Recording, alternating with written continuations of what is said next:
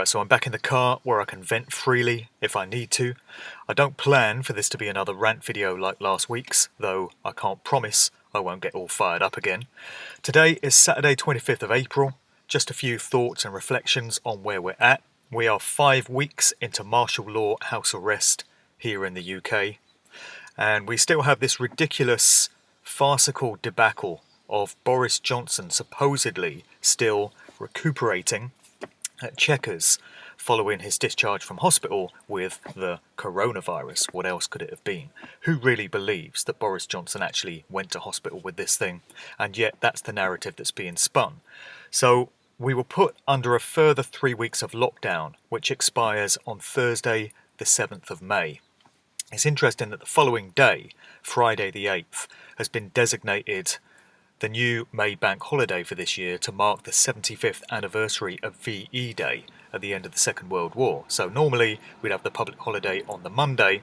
This year it's been moved to the Friday. So I have to wonder if there's something symbolic about that, and if the lockdowns coming to an end supposedly on the 7th of May is in preparation for the anniversary of VE Day. And we've got some World War II symbolism there, possibly tying in with this whole Winston Churchill framing of Boris Johnson as a new British hero. I may or may not be right about that. I kind of hope that the lockdowns are going to get eased off after the 8th of May, although there's no real sign that they will. We're getting contradictory reports in the mainstream press as ever, so I check the headlines once a day just to see what people are being said, and then I switch off for the rest of the day. But I do like to just keep tabs on what's being said. And one day in the newspapers, you'll hear that Boris Johnson is expected to return to office very soon, and insiders say that he's keen to lift lockdown restrictions as quickly as possible. So you get your hopes up, you think maybe this madness might be getting slightly eased off quite soon, before we all completely lose our minds from isolation. The very next day, the newspapers will say that insiders, experts, advisors to the government have said that we shouldn't lift lockdowns quickly because a second wave of this deadly virus might come along otherwise and undo all the good work that the lockdowns have so far done. So we're going to have to continue as we are for several more months.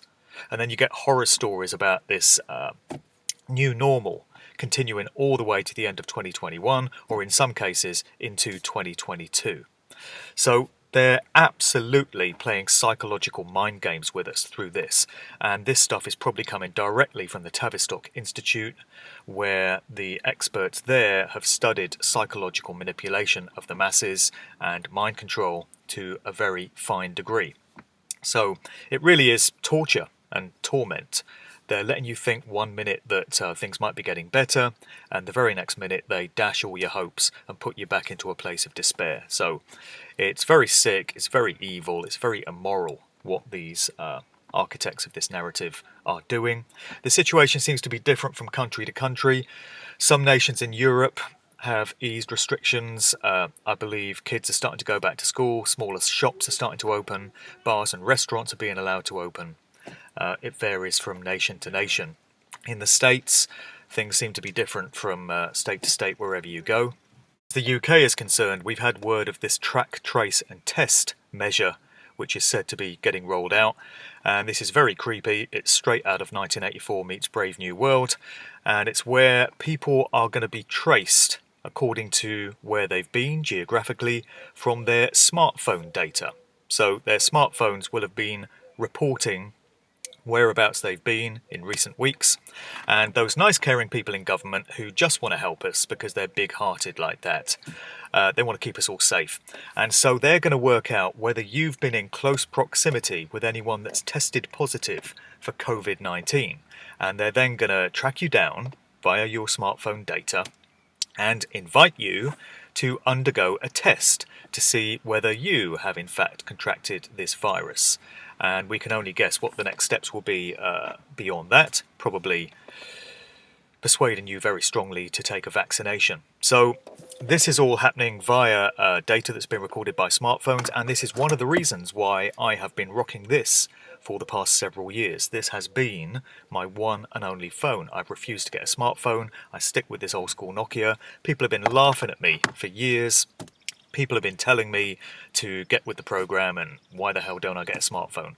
Because of reasons like this. I don't want to be tracked and traced, thanks. I don't want people getting access to my movements, thanks. And I think I can minimise the damage that's done on that basis by having one of these. Other things that have been happening, well, me personally, I've been doing a whole bunch of shows. I guested on 3 radio shows this week. I did Raconteurs News live on Tuesday evening with Jason Holmes and Aid Hardy. I also guested on Crow 777 Radio this week for the whole 2 hours with Crow and Jason Lindgren. Part 1 of that is available freely to everyone. Part 2 is just to Crow's subscribers. Both of those are on my YouTube channel already. The third interview that I did was live on Friday morning, which was Thursday night, over in California, and that was a show called Lighting the Void with Joe Roop. That's going to be posted to my YouTube probably from Monday, and I got very deep and spiritual and metaphysical on that show, probably the deepest I've ever got in any of my interviews. We really went some places there, and I really poured my heart and soul into that, as I am with everything that I'm doing now, really, to be honest. Another thing that I've invested in recently is getting a bunch of these done, these flyers. It's a list of resources that can be reasonably handed out to normies, members of regular society who don't normally think to question official narratives, and up to this point who have probably followed what the government has been telling them about all things. But there's so much about this current situation that doesn't add up, it doesn't make sense, it's impacted people's lives in such a major way, like nothing before, that I think many of these people are going to be asking questions about exactly what's going on and what are we not being told. So this is a list of resources that you can direct people to. I'm going to be putting these out everywhere over the coming days and weeks. Under car windscreen wipers as I go about my movements is one thing that I'll be doing, and many other people are helping me out in getting these distributed as well. So basically we've got to do something. I'm getting really tired of just the same old noise going around in an echo chamber in terms of truthers and alternative researchers sitting around and talking about everything that is wrong with this current situation. We have enough proof and enough evidence to know now that the whole thing is a put-up job. The coronavirus narrative is being used as an excuse to bring in all kinds of draconian measures. We don't really need to see any more evidence of this. It is useful when insiders and whistleblowers come forward, such as doctors, people that work in hospitals that are said to be overrun, and they say that in fact they're empty. But we really do have enough proof now that we've been lied to and that this whole thing is a scam. What we really need to get down to now is getting our heads together and formulating solutions, formulating action plans, formulating some kind of pushback. As I say, there have been small glimmers of hope on this front. A lot of doctors coming forward, a lot of people blowing the whistle on what's going on in these NHS hospitals, but not enough people from the UK, from what I can see. There have been insiders in the US, there have been people from other countries. I've not seen a whole load of resistance from people in the UK establishment. And one thing that I was very encouraged by this week was seeing what is evidently happening in Ireland, where Gemma O'Doherty and John Waters, a journalist and a politician, have evidently been taking some kind of legal action against the government, the corrupt and immoral government in Dublin. And they've been attempting to take back some of the powers for the people from these institutions. Very emotional video filmed on the steps of the High Court in Dublin, where these two had just emerged, and they were talking about the victory that they have already managed to claim for themselves and for the people of Ireland against the government and expressions of it. Now, I'm wondering where that kind of kickback is in the UK, and why, in a population of what we're told is about 66 million, interesting number, we've not had any kind of legal experts, lawyers, solicitors, anyone that is active in the areas of constitutional law, common law, maritime law, people that study how legalese and, admiralty law is used. These are all subject areas I know very little about. I'm out of my depth in them. But I know there are many people that do specialise in these areas, and I'm quite surprised that a group of these people have not yet got their heads together and formulated some kind of action that they can take against the UK government by using its own system against them. What we have right now is a need for people to bring whatever skill sets they've got to the table so that we can all be contributing something and participating in the process that needs to take place. I truly feel that I'm personally doing all that I can. I'm putting out information in my own way. I've undertaken a few other measures, which I won't mention here, but I feel I'm doing all I can. I'm bringing what skills I've got to the table. So we really need, in the UK, people that understand how the lawful legal system works, how the UK courts work, to formulate some kind of plan similar to what's going on in Ireland to hold these criminals, these psychopaths, the architects of this narrative, to account, to personal account. I know one way of doing that is through notices of liability. Again, that's another minefield of a subject, but this is where individuals are held personally responsible for the harm and the damage that they're putting into the world and causing other people. So they're not hiding behind whatever organisations or institutions they're a part of.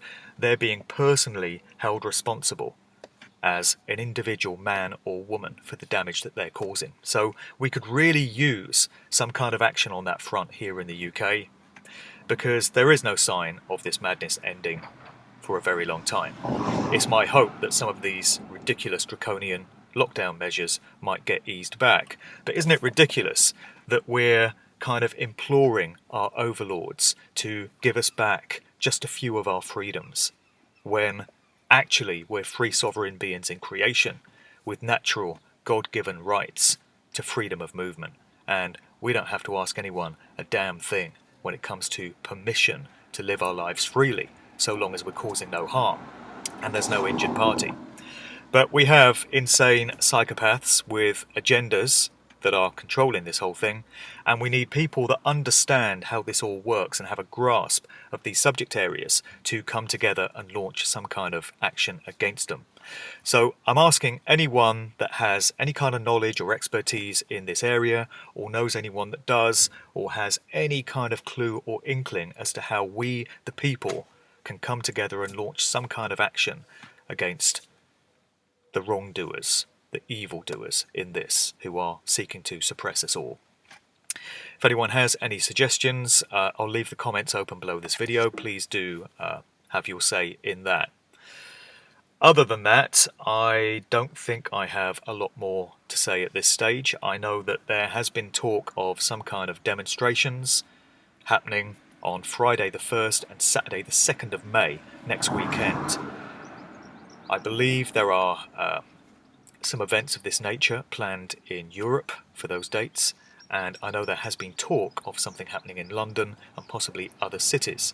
So on that front, I do find it interesting to have looked at the long-term weather forecast for the rest of this week, and where we've had weeks and weeks of warm sunny weather where it's really beautiful to be outside, by Thursday next week the weather is set to change, and it's going to become cold and rainy. So when you're out on Friday and Saturday, it won't be very nice, and you're going to be battered by rain. What a coincidence that the dates have worked out that way.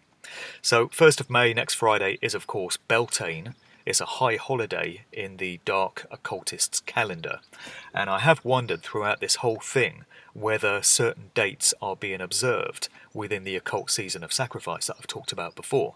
So this kicks off round about the spring equinox, 19th, 20th, 21st of March, and that's when the UK got put into full lockdown, and that's when a lot of these measures got stepped up big time in many other countries as well. So I have to wonder whether that 40-odd day period, which comes to an end on the 1st of May, is going to have some kind of shenanigans to mark the arrival of Beltane, May Day, which in previous years has been a date where we've seen some very significant world events. I guess it won't be too long until we know. So until then, please leave your comments in the section below, and let's do something, people. Let's not just sit around and accept our slavery. The world has gone completely insane, and as I said before, I'm not having it. I can't live like this, and I know from the ton of feedback and correspondence that I got in response to my rant video of last week that many, many people around the world feel exactly the same way as me. So, are we just going to sit around moaning about it? Are we just going to share information with each other and preach to the choir about the many ways in which we're being scammed and screwed? Or are we going to take action and take back the power for ourselves? The time has come. Let's do this.